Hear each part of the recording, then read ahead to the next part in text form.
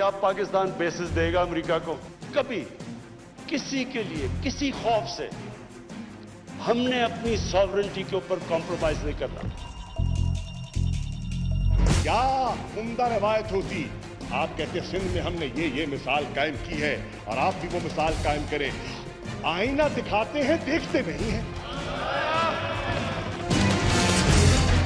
ना हम जानते हैं ना फाजिल मेंबर मुल्तान को, अभी खान साहब को पहचानेगा कि ये क्या चीज है। जनाब स्पीकर, आप खान साहब को बताएं कि इस शख्स को पहचाने।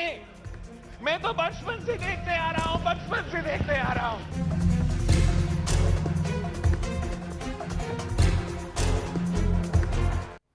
अस्सलाम वालेकुम, आप देख रहे हैं इनसाइड पाकिस्तान। मैं हूं मोहम्मद जफीर। नो मोर वज़ीर आज़म का अमेरिका को दो टोक पैगाम, अमन का हिस्सा बन सकते हैं, तनाज़े का नहीं। अपनी खुद मुख्तारी पर कोई समझौता नहीं करेंगे। पूरा पाकिस्तान अपने दलेर कश्मीरी भाइयों के साथ खड़ा है। क्या दुनिया ने पाकिस्तान की तारीफ़ की? लंदन में एक शख्स बैठा हुआ है और 30 साल से पाकिस्तान के ख़िलाफ़ बात करता है। क्या हम वहाँ जाके ड्रोन अटैक कर सकते हैं? अगर हम नहीं कर सकते तो हम किसी दूसरे मुल्क को भी इजाज़त नहीं देंगे कि वो हमारी जगह इस्तेमाल करे। वज़ीर आज़म ने दो टोक मौक़िफ़ अपनाया है कश्मीर के हवाले से, इससे पहले ख़ास तौर पे अफ़गानिस्तान के हवाले से, और इससे पहले वो ये बात कह चुके हैं अपने टीवी इंटरव्यू में भी कि हम किसी भी तरह अपनी सरजमीन इस्तेमाल नहीं होने देंगे। अमेरिका की या किसी भी मुल्क की जंग का हिस्सा हम नहीं बनेंगे। हम अमन की बात कर रहे हैं। दूसरी तरफ आज कौमी असम्बली में भी हंगामा लड़ाई हुई और बिलावल भुट्टो और शाह महमूद कुरैशी के दरमियान तल्ख कलामी हुई और दोनों ने एक दूसरे पर जुमले कसे। एक पिछले कई दिनों से हम देख रहे हैं कि रिवायत चल पड़ी है, सिंध असम्बली में जो कल हुआ, बलूचिस्तान असम्बली में जो गुज़श्ता दिनों हुआ, कौमी असम्बली में हुआ, और ये वो जगह हैं जहाँ पर हमारे मुंतखब नुमाइंदे जाते हैं और हमारे अवाम उनको मुंतखब करके भेजते हैं। लेकिन वहाँ से जो इमेज आ रहा है वो बहुत ही बुरा है और ये इमेज पूरी दुनिया में जा रहा है। हमारे सियासतदान किस तरफ चल पड़े मुंतखब नुमाइंदों को, क्योंकि अवाम उनको अपना आइडियल समझती है जब वो इस तरह की एक्टिविटी करते हैं, और अदम बर्दाश्त हम देख रहे हैं कि आहिस्ता आहिस्ता ख़त्म होती जा रही है। ऐसा क्यों है? इन तमाम इशूज़ पे बात करेंगे। आज हमारे साथ स्टूडियो में मौजूद हैं जनाब सैयद रियाज हुसैन शाह। आप मामले खुसूसी हैं, CM सिंध के सीनियर सियासतदान हैं, खुश आमदीद कहते हैं आपको। उनके साथ तशरीफ़ रखते हैं जनाब बैरिस्टर अली ताहिर साहब। आप एक्सपर्ट हैं लीगल अफेयर्स के, आपको भी खुश आमदीद कहते हैं। हमें वीडियो लिंक पे ज्वाइन किया है इस्लामाबाद से जनाब lieutenant general retire Amjad showy साहब ने। सीनियर दिफाई तजियाकार हैं दफाई अमूर को, और इस पूरे खित्ते की जो अस्करी अमूर हैं, जो सियासत है, उसको समझते हैं। जनरल साहब, बहुत दिनों बाद आपसे मुलाकात हो रही है, बहुत शुक्रिया आपने प्रोग्राम में वक्त दिया। शाह साहब, गुफ्तगू का आगाज़ आपसे करेंगे। किस तरह देखते हैं ख़ास तौर पे जो असम्बलीज़ में हो रहा है, उस पर भी मैं आपका पॉइंट ऑफ व्यू लूँगा, और बिलावल साहब ने आज शाह महमूद कुरैशी को तनकीद का निशाना बनाया, उनकी तरफ से भी तंज के तीर बरसाए गए। ये इस चीज़ से बहुत आगे निकल जाना चाहिए था हमें। हम वहीं पे जो 90s में या 2000 में जो सियासत थी उसी में फंसे हुए हैं। पहले तो ज़फ़ीर भाई आपका शुक्रिया, आपने मुझे अपने शो में इन्वाइट किया।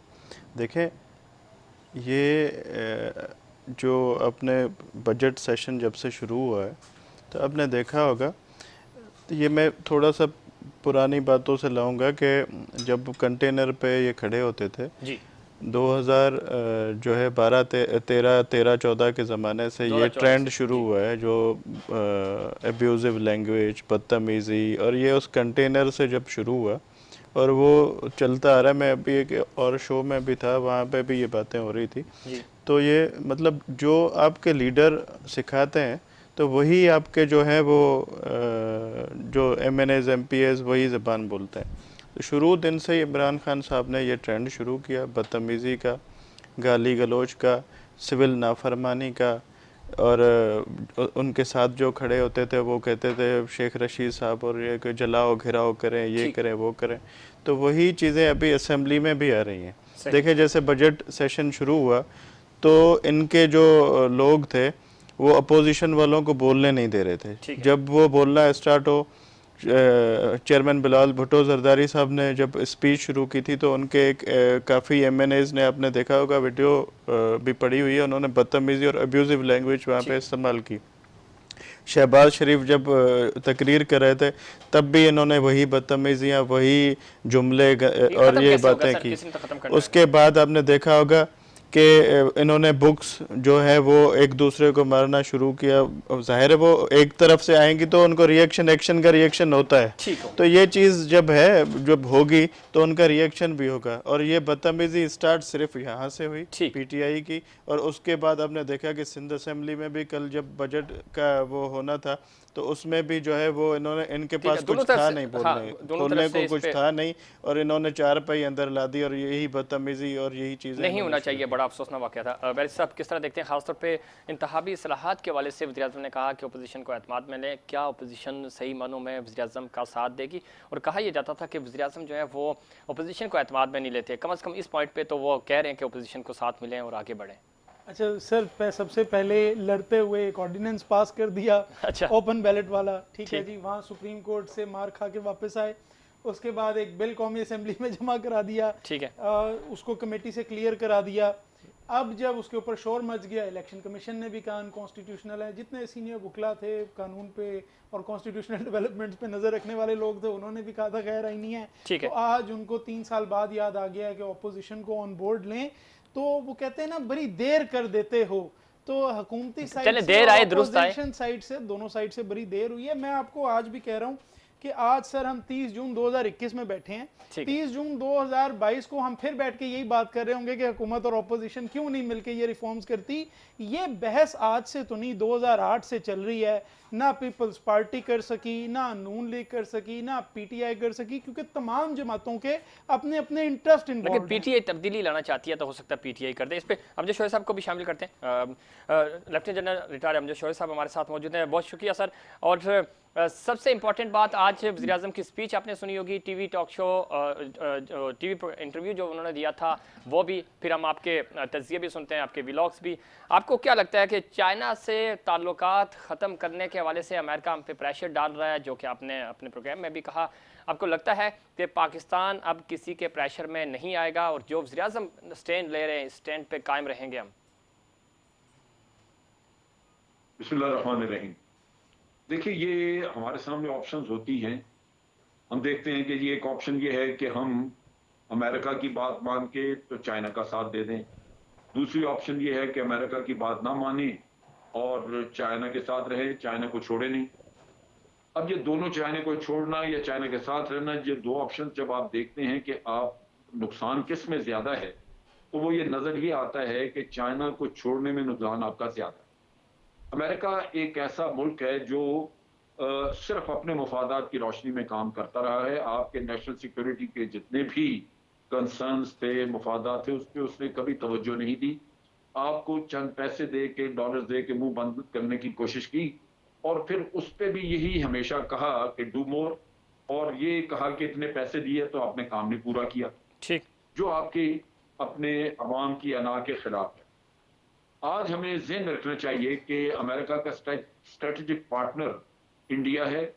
हमें वो कुछ भी कहें, हम जो जी चाहे कर दें, वो पार्टनरशिप वहीं रहेगी भारत के साथ। और चाइना उनका नंबर 1 दुश्मन है, जबकि चाइना हमारा इत्तेहादी और भारत हमारा दुश्मन है। तो हम तो पहले ही एक मुखालिफ कैंप में जाके खड़े।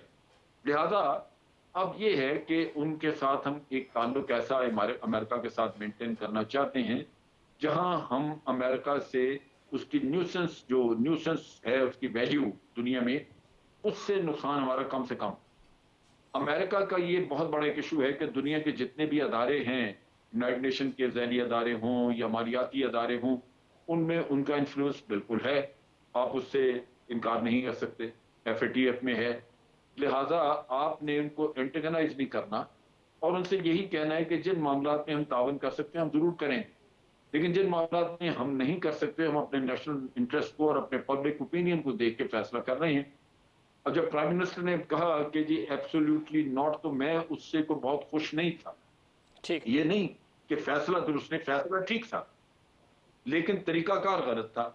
अगर यही आवाज हमारी पार्लियामेंट से उठती जी, एक यूनानिमस आवाज उठती है, आप देख लें कि आज भी मुल्क में कोई एक आदमी भी शायद ही आपको मिले जो कहे कि हाँ अमेरिका को बेसिस देने चाहिए। ये एक पब्लिक की पूरी एक सेंटिमेंट है आपके अवाम का। ठीक है।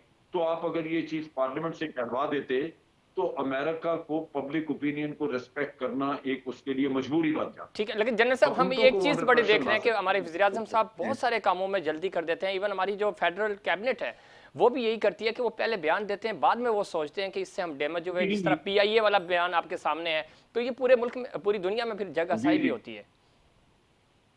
वो मसला यही है कि ये हमेशा ये समझते हैं कि पॉलिटिकल माइलेज हमें मिल जाएगी इस चीज से, और शायद पूरा होमवर्क भी नहीं किया होता। जब होमवर्क आप करते हैं जी, तो आप सोचते हैं कि मैं मुझे ये पब्लिकली ये स्टेटमेंट देनी चाहिए या नहीं, अगर इन पब्लिक दूंगा तो उसके नुकसान क्या होंगे। ठीक, लेकिन ये चूंकि होमवर्क उतना किया नहीं होता, तो उस जोश में कि हम ये एक बड़ा अच्छा फैसला कर रहे हैं और पब्लिक अप्रिशिएट करेगी, तो वो कर देते हैं और पब्लिक अप्रिशिएट करती भी है, लेकिन उसका इम्पैक्ट इंटरनेशनली दुरुस्त नहीं होता। यहाँ पब्लिक ने, आप देखिए कि ये एब्सोल्युटली नॉट को पब्लिक ने बड़ा वेलकम किया। सही, ये एक ट्विटर पे एक ट्रेंड सेट चीज बन गई, एक ट्रेंड बन गया, ये सब ठीक है, लेकिन ये डिप्लोमेटिकली ये आपकी मूव जो है वो उतनी इफेक्टिव या इतनी अच्छी नहीं थी। बिल्कुल जनरल साहब, आपकी मौजूदगी का फायदा उठाते हुए ये इंडिया हमारा चूंकि पड़ोसी मुल्क है, हमारा दुश्मन है, लेकिन इंडिया क्या करता है, उनकी लॉबिंग बड़ी स्ट्रांग है, हमसे ज़्यादा अच्छी लॉबिंग करते हैं वो इंटरनेशनली। फिर वो मीडिया पे इतना स्ट्रांग प्रोपेगेंडा करते हैं। वो ये जो चीज़ वज़ीर-ए-आज़म ने कही है वो वज़ीर-ए-आज़म नहीं कहते, उनके जो एंकर पर्सन्स हैं, उनके जो एनालिस्ट हैं वो कहते हैं, और उनके ज़रिए वो पूरी दुनिया में प्रोपेगेंडा करते हैं। हम इस चीज़ में क्यों फेल हो जाते हैं? देखिए, हमारी अपनी प्रॉब्लम रही है ये कि हम लोग वो यूनिटी डेमोन्स्ट्रेट नहीं कर सके दुनिया में जो हमारी पॉलिटिकल फोर्सेस में होनी चाहिए, जो मीडिया में होनी चाहिए। नतीजा ये है कि यहाँ तक हमारा नुकसान हुआ कि बाहर के मुल्कों में जो पाकिस्तानी हैं वो भी अपने आप को आइडेंटिफाई करने शुरू हो गए इस तरह के, ये पीपल्स पार्टी के लोग हैं, ये PMLN के हैं, ये PTI के हैं, जबकि इंडिया ने ये डिवीजन बाहर नहीं होने दी। ठीक, अगर आप इंडिया के लोगों को जाके अमेरिका में मिले देखें तो वो सब इंडियंस हैं। ऐसा ही वो आपको कभी नहीं कहेंगे कि मैं कांग्रेस से हूँ या मैं, ये जो डिवीजन की है ये हमारी पॉलिटिकल लीडरशिप को, मैं समझता हूँ कि इसका जिम्मेदार वो है, उनको सोचना चाहिए था, क्योंकि उन्होंने अपने मुफादात के लिए ये बाहर भी डिवीजन क्रिएट की और ये हमारे अंदर आज। ठीक है जनरल साहब, आप लाइन पे रहिएगा, हम अपने दूसरे पैनलिस्ट भी शामिल करते हैं। शाह साहब, गुफ्तगू आपने सुनी और ख़ासतौर पर वज़ीर-ए-आज़म ने बड़ा दो टोक पैगाम दिया, और आज उनकी स्पीच भी थी, ख़ासतौर पर आज कश्मीर के हवाले से भी उन्होंने बात की। इस पर भी जनरल साहब का पॉइंट ऑफ व्यू लेंगे। आप क्या समझते हैं, जैसे जनरल साहब ने कहा कि ये तरीका गलत था, बात अच्छी थी, आपने यही करना था, लेकिन ये पार्लियामेंट से लेके जाते, आप करारदाद लेके आते, फिर आप स्टैंड करते, प्रेशर बिल्ड करते, अवामी प्रेशर अमेरिका पे। आपको लगता है चाहे मुखालफत अपनी जगह, लेकिन नेशनल यानी कौमी मफाद के लिए हमें सबको यकजा होकर आगे बढ़ना चाहिए? देखें, जनरल साहब ने बात जो की वो उससे मैं भी मुत्तफ़िक हूँ, मगर जो ये इमरान खान साहब हैं वज़ीर-ए-आज़म, तो ये कभी इनका जो है अपोजिशन के साथ इनका रवैया अच्छा रहा नहीं है, और ये चाहते ही नहीं कि अपोजिशन को ये उस तरीके से साथ रखें। अभी जैसे तायर भाई ने, अली भाई ने कहा कि अब इनको याद आया है कि वो इनको साथ लेके चलना चाहिए। ये हमेशा मुल्क चलेगा तो वो कंसेंसस से चलता है। कोई भी फैसला होगा, किसी भी लेजिस्लेशन पे भी आप चले जाएं तो वो आपको ऑन बोर्ड लेना पड़ता है अपोजिशन को, या ऐसे बड़े फैसले जो हैं वो आप कंसेंसस से करते हैं। अपोजिशन को भी आप जो है अपने एतमाद में लेना पड़ता है, मगर इनका रवैया देखें तो उसमें तो ज़ाहिरी बात है कोई भी नहीं होता, मगर मुल्क का जब बात आती है, मुल्क के मुफाद में आती है, तो तब तो सबको एक होना पड़ता है। ठीक है, मेरे साहब अमन की बात कर रहा है पाकिस्तान, और बहुत अच्छी बात है, अमन की तरफ जाना चाहिए, और इस वक्त खित्ते में पाकिस्तान की पोजीशन भी मजबूत हो रही है। आप वज़ीर-ए-आज़म की स्टेटमेंट आज आपने उनकी तकरीर भी सुनी, किस तरह देखते हैं? सर मैं 3 या 4 मिनट ज़रूर लूँगा और बात अपनी ज़रा मुकम्मल करूँगा। सर देखें, बात ये है कि अभी रिसेंटली एक बड़ी डेवलपमेंट रशिया में ये हुई है कि गवर्नमेंट स्पॉन्सर्ड एक थिंक टैंक है, और उसने कहा है कि हम 4 मुल्कों का एक न्यूक्लियर जो है ना वो डिस्कशन बोर्ड बनाने वाले हैं। उसमें चाइना आता है, इंडिया आता है, अमेरिका आता है और रशिया आता है।